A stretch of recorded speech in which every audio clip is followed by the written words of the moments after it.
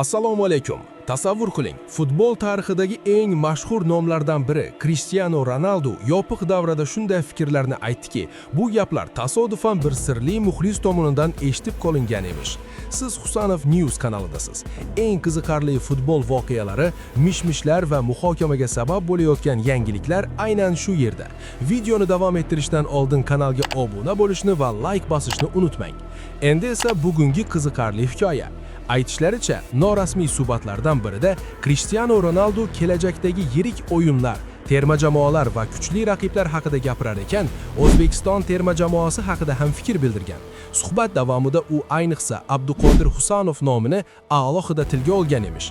Sirli muxlis eshitib qolgan gaplarga ko'ra, Ronaldo shunday deganmish: Jahon chempionatida har bir raqibga jiddiy qarash kerak. Bugungi futbolda kichik jamoa degan tushuncha yo'q. O'zbekiston terma jamoasi ham juda tartibli va kuchli o'yin ko'rsatmoqda. Ayniqsa ularning himoyasida juda qiziqarli futbolchi bor, Husanov. Aytishlaricha, Ronaldo Husanovning o'yindagi ishonchi, jismoniy tayyorgarligi va himoyadagi qat'iyatini yuqori baholagan. Go'yoki u shunday fikr bildirgan: bunday himoyachilarga qarshi o'ynash har doim qiyin.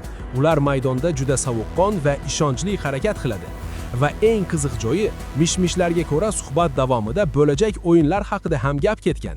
Go'yoki Ronaldo shunday deganmish: oldinda juda muhim uchrashuvlar turibdi. Masalan, Portugaliya terma jamoasi 2026-yil 23-iyunda Jahon chempionati doirasida O'zbekiston terma jamoasiga qarshi maydonga tushadi.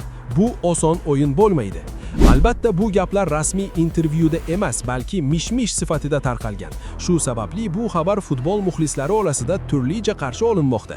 Kimidir bunga ishonadi, boshqalar esa buni shunchaki qiziqarli futbol hikoyasi deb hisoblaydi. Ammo bitta narsa aniq: Abduqodir Husanov nomi tobora katta futbol suhbatlarida tilga olinmoqda. Bu voqea qanchalik haqiqat yoki shunchaki mishmish, buni vaqt ko'rsatadi. Lekin bunday hikoyalar futbol muxlislari uchun har doim qiziqarli. Shuning bilan bugungi hikoyamiz yakuniga yetadi. Husanov News bilan qoling. Xayr, keyingi videolarda ko'rishguncha.